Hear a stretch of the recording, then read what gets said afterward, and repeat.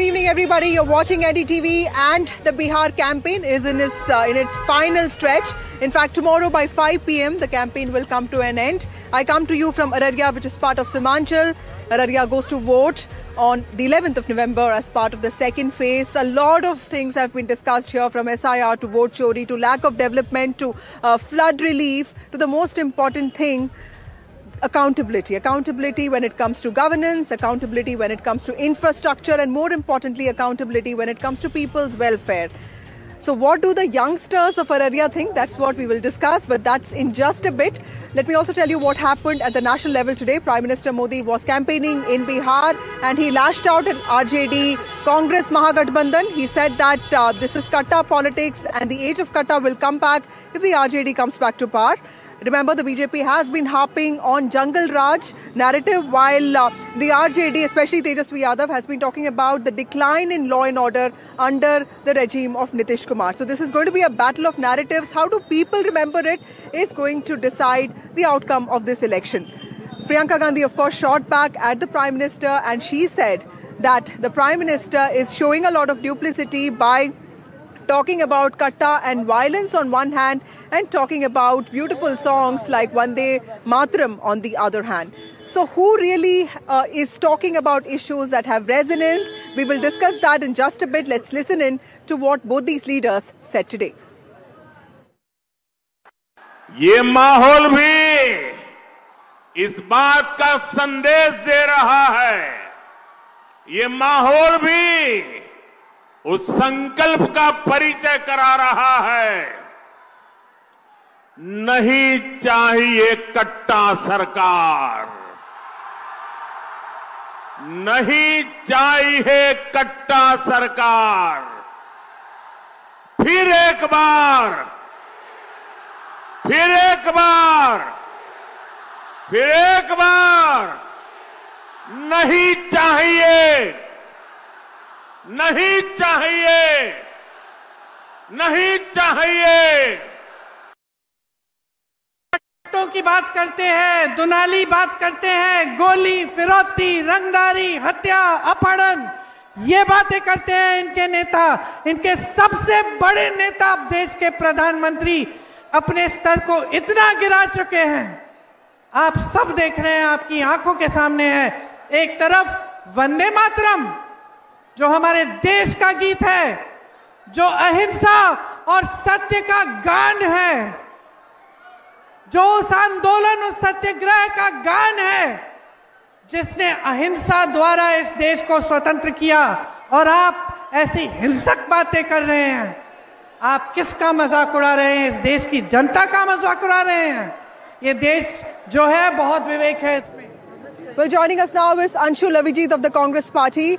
We also have Nikhil Anand of the BJP. Thank you both of you for joining me on this broadcast.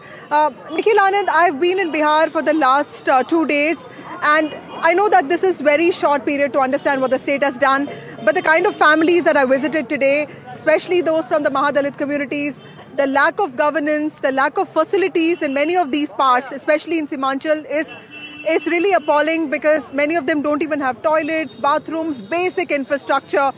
What really then makes you think that Nitish Kumar or the NDA is going to make a comeback? See, you are visiting the area, which is one of the most challenging area of Bihar. And you see that Nitish Kumar has done a lot to uplift the Dalits, Mahadalits, the EBC community, the women section. The government has tried to give benefit and bring to those underdeveloped communities to the mainstream of Bihar. Bihar politics or Bihar mainstream. We have tried a lot and everyone is benefited. And I doubt that anybody, any political party, or any person in Bihar must be thinking pro to Nitish Kumar, and Nitish Kumar is one credible face that he is bound to return after this election. This election is pro to Nitish Kumar, and whatever Nitish Kumar has done, government has done in Bihar, the people of Bihar is election going you're to... saying is all about the credibility of Nitish Kumar. That's an important point. Anshul Avijit, when the Prime Minister talks about Katta politics, I also assume that Jungle Raj might be just part of national discourse. But when I talk to people here, especially the old people, do remember what it was to be just a common person during that time. They talk about how there was theft, there was a sense of bullying, there was a sense of extortion, abduction. How will you change that narrative? How are you going to change that on ground? Well, the narrative has already been changed by the NDA. Imagine the irony, Vasudha, of the Prime Minister talking about Katta, highly unbecoming of him to use such words. As Priyanka ji said, it lowered the dignity of his position. Imagine the irony of that. And then Anand Singh getting arrested after that. He constantly uses it. Look, all the senior leaders of the BJP and senior police officials have said that, yes, crime is a problem. The crime rates since 2013 have doubled. They've been increasing gradually every year. And right now the situation is that it's completely collapsed. The problem since he's brought out the words Katta and Dunali, the number of illegal firearms in Patna itself and in the state of Bihar, the recovery of those firearms has doubled in the last 5 years, from 2,300 to almost 5,000 now. Okay. And this was admitted by the senior police officials, the DGP level. Another DGP said that the rise in crime has to be attributed to the rising rates of unemployment, which is basically the problem here. If crime is... Anshul Avijit, let me also get your voices from the ground here. Let me also get you some voices from the ground here. Sir, आप एक businessman and let me tell you, we are on the Chandni Chowk area of Araria, and this is one of those busiest markets. Araria is also dominated by Muslims, but it also has a significant Hindu population.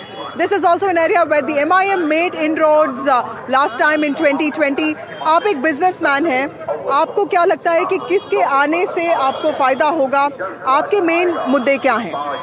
हमारे जो आने की बात है तो फिर से NDA सरकार ही आएगी, और डबल इंजन की सरकार जो बहुत अच्छे बिजनेसमैन के लिए बिजनेस करने के लिए भयमुक्त बिजनेस और किसी तरह का भी परेशानी के बिना हम लोग सारा बिजनेस करते हैं, और फिर से ही एनडीए सरकार आएगी।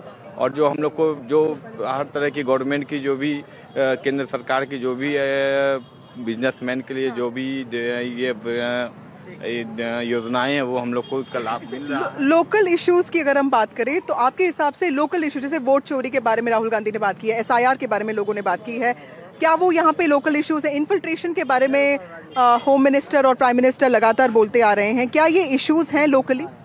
बिल्कुल है, खास तौर पे सीमांचल में सबसे बड़ी समस्या जो है वो बाढ़ है। अभी दूसरी समस्या जो है वो SIR जो हुआ है, इसमें देख लीजिए जैसे तैसे करके यहाँ के लोगों का, खास तौर पे सीमांचल की अवाम का जो नाम है और वेरीफाई बिना किए ही जैसे तैसे उड़ा दिया गया है, फिर यहाँ का दूसरे जगह शिफ्ट कर। ऐसे कितने लोग हैं जिनका उड़ा दिया? बहुत सारे लोग हैं, हमारे वार्ड में भी बहुत सारे लोग हैं, और SIR में मेरे वार्ड में करीब 10-15 लोग ऐसे हैं जो मृत्यु हो भी गए हैं, उसका भी SIR होने के बाद भी फाइनल सूची में नाम आ चुका है।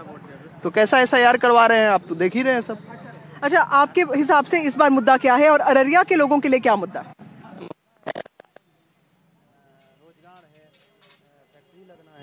यहाँ बहुत सारी कमियां हैं और इसको बदलाव के लिए इसके लिए सरकार बदलाव की ज़रूरत है।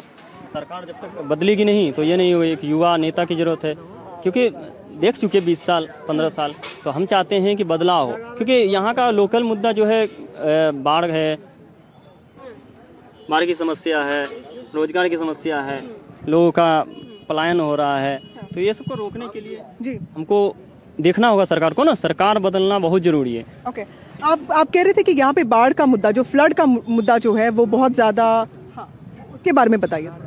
फ्लड तो है ही मैम, फ्लड तो ये बाढ़ पीड़ित इलाका है ही, इसके अलावा पलायन, रोजगार, ये पूरे बिहार का ही मुद्दा है। मेन मुद्दा जो यहाँ का है, एजुकेशन में सबसे पिछड़ा हुआ है।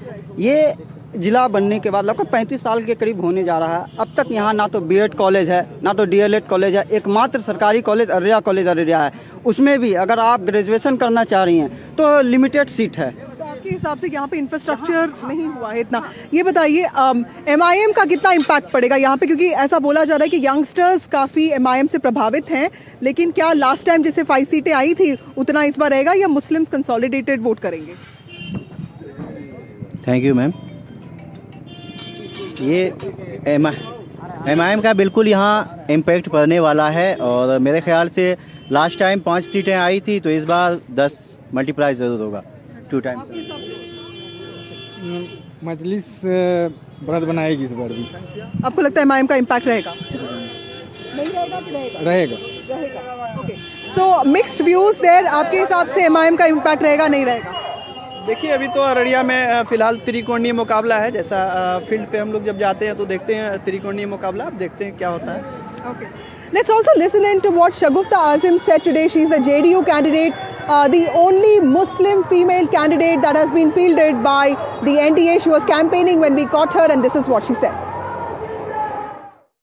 जी, हमने जैसे सुना कि तेजस्वी यादव भी कह रहे हैं कि वक्फ एक्ट होगा या कुछ ऐसी छोटी छोटी बातों पे उनके बड़े बयान आ रहे हैं जिसके कारण मुस्लिम कंसोलिडेशन का भी आपको एक चैलेंज शायद आप क्या उसको फील करती हैं? नहीं, देखिए, एक्चुअली तेजस्वी यादव जी के पास विकास के कोई मुद्दे नहीं है। मैंने पहले भी कहा कि 2020 में भी इन लोगों ने लोगों को गुमराह किया और अभी भी कोशिश कर रहे हैं। वक्फ बिल के मुद्दे, चूँकि वक्फ बिल के कोई मुद्दे नहीं है, लोगों को मैंने समझाया, बहुत इजी था। वक्फ बिल आया और वक्फ बिल में सभी पक्ष दलों ने अपनी बात पर मानने की कोशिश की थी कि भाई वक्फ की प्रॉपर्टी को ट्रांसपेरेंट होनी चाहिए, जो नियम सरल होना चाहिए, ट्रांसपेरेंट होना चाहिए, और जिस पर जिसका हक है उसको मिलना चाहिए। 1-2 बिंदु पर आपत्तियां थी मुसलमानों की, उलमाओं की, तंजीमों की, तो उस पर सुप्रीम कोर्ट ने रोक लगाई। उसमें हमारी पार्टी के लोगों ने भी 20 बिंदुओं पर लिख कर के बढ़ाया था कि वक्फ बिल में ये बिंदु गलत है। तो जिस पर जो सारे लोग सुप्रीम कोर्ट गए और सुप्रीम कोर्ट ने फैसला दिया। जो भी मामला हुआ सुप्रीम कोर्ट में, तो मामला तो कुछ है ही नहीं। ये एक गुमराही का रास्ता है। जो लोग हार रहे होते हैं ना, वो चले जाते हैं मजहब पर, और वो मजहब की आड़ में वो चाहते हैं वोट लेना। जी, पर शगुफ्ता जी, एक बात है कि क्या मुसलमान आज भी नीतीश कुमार के लिए वोट करेगा, क्योंकि बीजेपी है NDA में, तो उसका क्या आंसर रहेगा? देखिए, नीतीश कुमार जी बीजेपी में तो कई बार रहे, उनका तो 2005 के बाद रेगुलर तो वो बीजेपी ही के साथ काम किए। तो बीजेपी के साथ रहने पर मुसलमान यानी अक़लियत समाज के लिए क्या बुरा हुआ जो नहीं रहेंगे? मैं तो बोलती हूँ भाइयों, वो किसी के साथ है, बीजेपी के साथ रहे, महागठबंधन के साथ रहे, बट अक़लियतों का तो अच्छा किया ना, उनके बच्चों के फ्यूचर को सेव किया, मदरसा, कब्रिस्तान, सब कुछ। आज जो विपक्ष बोलते हैं कि कब्रिस्तान लूट लिया जाएगा, सरकार अपने अधीन ले लेगी, वक्फ बिल आएगा तो फलां होगा, डिमका होगा, अगर ऐसी नीयत सरकार की होती तो 9,000 से अधिक कब्रिस्तान घेराबंदी नहीं होती, कब्रिस्तान को खुला छोड़ दिया जाता, ताकि वो प्रॉपर्टी इनकी नाजायज़ तरीके से सरकार ले ले, या फिर उसको सेव करने वाले तो मुख्यमंत्री नीतीश कुमार हैं और NDA के साथ है। कहाँ कोई ऑब्जेक्शन NDA? ये तो था कि लास्ट टाइम 11 कैंडिडेट थे मुसलमानों में, इस बार सिर्फ 4 कैंडिडेट है। थोड़ा आपको लगता है कि ज़्यादा कैंडिडेट्स को अपॉर्चुनिटी दी जा सकती थी? नहीं, देखिए, ये तो गठबंधन के और दलों की अंदर की बात है, शीर्ष नेतृत्व का मामला होता है, वहाँ सारे लोग बैठते हैं, तय करते हैं कितनी सीटें, और चूँकि एक समीकरण निकाला जाता है कि इस समीकरण से कौन सी सीटें हमें लेनी है, कौन सी नहीं लेनी है, किस सीट पर हमारी सीट निकल सकती है, क्योंकि कोशिश तो ये होती है ना कि हम लड़े तो जीते, हारने की कोशिश तो नहीं होती है। तो लड़ाई जब लड़ी जाती है तो जीतने के लिए, तो वो तमाम समीकरण में सीमांचल का ये 3 सीट लगा कि नहीं, यहाँ हम जीत सकते हैं, तो आपको अमोर, जोकीहाट और अररिया दिया गया।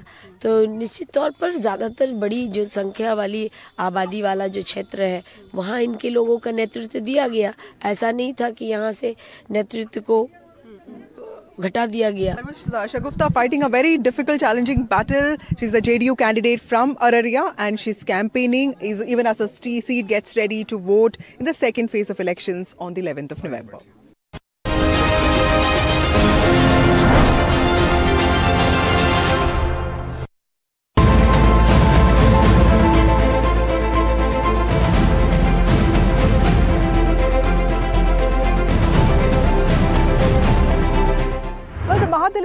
of Bihar is about 3.8% of its population. This community is considered amongst those that is the most deprived amongst the larger SC population. We are in this village called Dharara, which is part of this SC reserved constituency called Banmakhi. It's all part of Purnia district. And to understand what the Mahadalit community has gone through in the last many years and what they expect from the upcoming elections, we have one of the members here. Mangesh ऋषि जी, आप बताइए मुझे कि ये जो पूरा गांव है इसमें कितने महादलित लोग परिवार रहते हैं और आपकी जो ज़िंदगी है उसमें कितना सुधार हुआ है, नहीं हुआ, ये बताइए। हम लोग का 10 नंबर वार्ड है पूर्णिया जिला। अभी तो हम लोग को आवास भी नहीं मिला है और नहीं हम लोग को बाथरूम भी नहीं हुआ है। बस यही से हम लोग परेशानी है।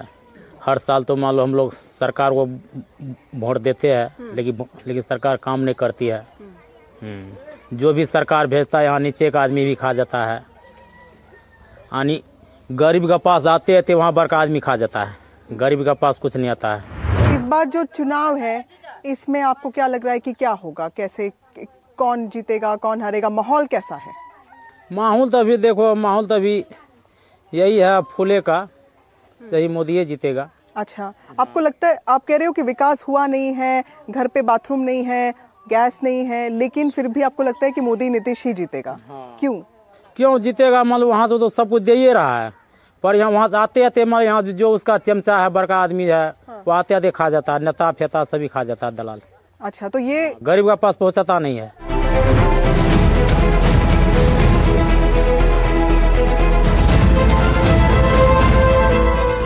have Savita with us. Savita is an anganwadi teacher. Savita ji, आप पढ़ाती हैं बच्चों को। ये पेंटिंग आपने घर पे बनाया है? आपने बनाया है? मेरा बेटी बनाई। अच्छा, कौन है बेटी यहाँ पे? अच्छा, बेटी भी स्कूल जाती है? अच्छा, आप छोटे बच्चों को पढ़ाती हैं? कैसे बच्चों, कितने उम्र के बच्चों को पढ़ाती हैं? करीब 3 वर्ष से 6 वर्ष तक के बच्चे को पढ़ाते हैं। अच्छा, आपको 10,000 रुपए मिले थे? हाँ, मिले थे 10,000। अच्छा, उसका क्या किया आपने? क्या किया, दुकान खोले। अच्छा, ये दुकान खोली आपने? हाँ। अच्छा, क्या बेचता है इसमें? क्या बिकता है? किराना दुकान है। किराना दुकान। ये बताइए कि आपका जिंदगी पहला कैसा था और अभी कैसा है, थोड़ा फर्क आया है? पहला से बेहतर है। पहला से बेहतर है? कैसे कैसे बेहतर है? पहला से बेहतर है कि नौकरी हो गया, नौकरी से जो आता है उसमें मिला जुला के बच्चा बाल बच्चों को पेट पालते हैं। अच्छा, पहला तो नहीं, पहला नहीं था। ये बताइए, सरकार से और क्या उम्मीद है? अब और जब सरकार जीतेगा तो और खुशहाली मिलेगा। अच्छा, विपक्ष यहाँ पे तेजस्वी यादव बोलता है कि औरतों का सुरक्षा नहीं है, तो यहाँ पे आप सुरक्षित महसूस करती हैं या सुरक्षित नहीं महसूस करती हैं? सुरक्षित की, गरीब दुखिया राशन मिलवे करता है, बिजली बिल फ्री है, इंदिरा आवास यार सब चीज का सुविधा मिलवे करता है। अच्छा, तो और जीतेगा तो और आगे मिलेगा। अच्छा,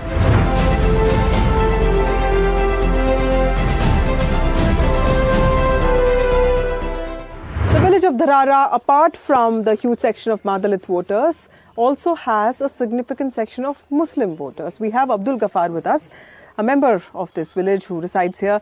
अब्दुल जी, ये बताइए कि चुनाव आने वाले हैं, चुनाव आप लोगों का 11 तारीख को होने वाला है, माहौल कैसा है? देखिए, माहौल तो अभी समझ में नहीं आ रहा है, इसलिए कि देखिए यहाँ तो सवाल इस बात का है, जो है 2-3 पार्टी खड़े हैं यहाँ, समझे ना, उसमें अभी समझ में हम लोगों को नहीं आ रहा कि मतलब किसे देना है, किसे नहीं देना है। यहाँ देखिए, हम लोग आम जनता हैं, हम लोग राजनीतिक नहीं कर सकते हैं, हम लोग निर्भर उस पर करते हैं जहाँ जिधर जिनका सत्ता देखते हैं उधर ही जाते हैं हम लोग जो है ना, फालतू जो है वोट को बर्बाद नहीं करते हैं। इस बार आपको क्या लगता है कि किसका जो है पलड़ा भारी है, किस सरकार ने आपको लगता है काम किया है? देखिए, काम तो अभी देखिए हम लोग ये समझ रहे हैं, काम तो मोदी जी भी किए हैं। अब जो आने वाले जो भी सरकार है, या चाहे मोदी जी ही आएंगे, समझे ना, तो हमको तो विकास चाहिए, समझे ना। इस गांव में क्या विकास हुआ है और क्या नहीं हुआ? देखिए, विकास तो ये हुआ, मेरे गांव में हम लोग जो है 9 नंबर वार्ड में रहते हैं, हम ये देख रहे हैं कि थोड़ा जो भी हुआ है पंचायत भवन में विकास हुआ है कुछ, समझे ना। क्या विकास, सड़क बनी है, बिजली, सड़क बनी, बिजली तो पहले से, बिजली में जो है ये मतलब कहा गया है कि बिजली जो है अब जो है बिल नहीं लगेगा बिजली का, बिजली जो है माफ़ कर दिया गया है। अब जो है यहाँ जो रोड भी बना है, ये ढलाई रोड, पिचिंग रोड, ये इसका भी विकास हुआ है। तो क्या नहीं हुआ है? हाँ, यहाँ थोड़ा जो है ना जनता को परेशानी इस चीज़ से है कि कहीं भी कोई काम अगर होता है ना, वहाँ बहुत ज़्यादा ही दौड़ना पड़ता है ब्लॉक के अंदर, जल्दी कोई काम नहीं होता है। और ज़्यादातर गरीब तबका के लोगों को जो है यहाँ सुनने वाला कोई नहीं है। हम कोई भी चीज़ लेकर के जाते हैं, कोई सुनने वाला नहीं है। और ये बताइए कि 10,000 रुपये काफ़ी औरतों को मिले हैं, आपके घर में जो औरतें हैं उनको मिला है कि नहीं मिला? हाँ मिला है। अच्छा, मुसलमान औरतों को भी 10,000 रुपये मिला है? हाँ मिला है। अच्छा, यहाँ जाति बात पैसे नहीं मिला है, राइट, ये सबको मिला, हर जाति को मिला है ये पैसा, समझे ना। हिंदू मुसलमान जो भी छोटे बड़े जो भी हैं सबको मिला है। अच्छा, ये बताइए कि नीतीश और तेजस्वी, इन दोनों में आपको कौन बेटर लगता है? देखिए, हाँ यहाँ पे जो है ना ये संगीन, आप सब देखिए, अभी दिल की बात बताइए। दिल की बात बता रहे हैं। अभी तक तो हम नीतीश जी को ही जानते हैं, हाँ। तेजस्वी जी को तो अभी तक नहीं जानते हैं। अब वो आए हैं सत्ता में, हाँ। जब मान लीजिए, देखिए सरकार कौन बनेगा नहीं बनेगा हम तो नहीं जानते हैं, समझे ना, हाँ। क्योंकि मेरे हाथ में तो प्रॉपर है नहीं, हाँ। हम एक वोट का मालिक है जी, हम एक ही और कह रहे हैं कि आप वो वोट बर्बाद नहीं होना, नहीं होना चाहिए, समझे ना। तो यही बात कि तेजस्वी को एक मौका देना चाहिए। देखिए हर जनता चाहता है एक बार जो है मौका देना चाहिए, लेकिन हमारे कहने से थोड़े मौका मिल जाएगा कि सबके कहने से मौका मिलेगा। अकेले तो हम फैसला नहीं कर सकते हैं। Well, the narratives around Jungle Raj and, of course, double engine Sarkar are dominating the national discourse on Bihar elections. What people on ground in Bihar want is substantial benefits from the double engine Sarkar, and they have a very different and, of course, a very real understanding of what Jungle Raj means to them. We have with us Pritam Kumar, who is a social worker. He's a young boy who works with different communities. मुझे जल्दी से ये बताइए कि ये जो महादलित और मुस्लिम कम्युनिटीज़ हैं, इनके साथ आप काम करते हैं, और इनमें सबसे बड़ी समस्या क्या है, और इस चुनाव का सबसे बड़ा कोई मुद्दा हो तो बताइए। चुनाव का मुद्दा यहाँ कुछ नहीं है। यहाँ पे जैसे कि आप इससे पहले जो बोल रहे थे, बच्ची का पढ़ाई लिखाई में बच्ची जो है बहुत पीछे चल रही है। महादलित में होते 5 से 14 की जो भी बच्ची होती है, 7 से 14 उनको ऑलरेडी स्कूल जाना चाहिए। वो स्कूल नहीं जाने के बजाय वो घर में काम करती है, या फिर इधर उधर करती है, या फिर जो है कुछ और भी, या तो उनका शादी कर दिया जाता है, तो इससे स्कूल ड्रॉप आउट होता है। हाँ। और मुसलमानों में क्या हो रहा है? मुसलमानों में होता क्या है कि उनका जो है लमसम 8-10 का हुआ तो उनका शादी करके फिर से हलाला करके उसका जो है शादी कर दिया जाता है। तो फिर जो है उनका जो है, और कुछ बच्ची जो इच्छुक होती है वो तो पढ़ती है और वो आगे चल के कुछ करती है। अच्छा, यहाँ पे महिला सुरक्षा का कोई विषय है? महिला सुरक्षा का तो अभी तक तो नहीं ऐसा है। अच्छा, so that is Pritam Kumar here. He works with communities, but the most important thing is, while political empowerment has been very important for the state of Bihar, every community, major community has a political party. You have Mahadalits, with the HAM, and of course the Yadavs themselves have the RJD, backing the RJD. But the most important thing is, a lot of this political empowerment has not really translated into social change in society. Of course, a lot of this change is coming in, but like Pritam is also talking about how from child marriages to lack of quality teachers remain a big concern. This is Vasudha Venugopal with camera person Pooja Arya from Banmankhi in Pune.